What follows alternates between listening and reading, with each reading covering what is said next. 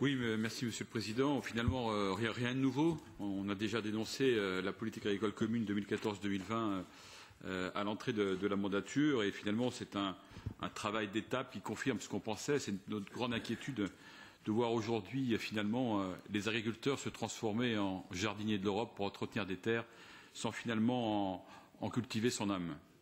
Alors, tous les mécanismes de régulation et d'aide efficaces de la politique agricole commune ont été progressivement réduits ou supprimés. La PAC a perdu 40% de ses budgets d'aide depuis 2000.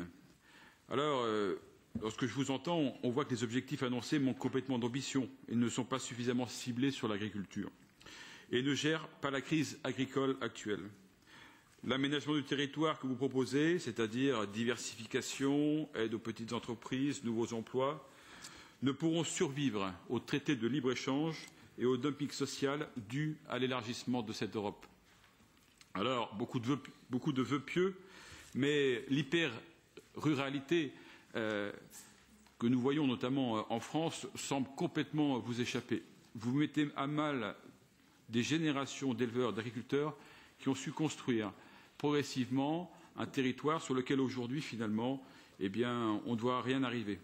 Alors, à vous écouter, finalement, vous essayez quand même de proposer des initiatives, mais je crois qu'aujourd'hui, le mal est fait.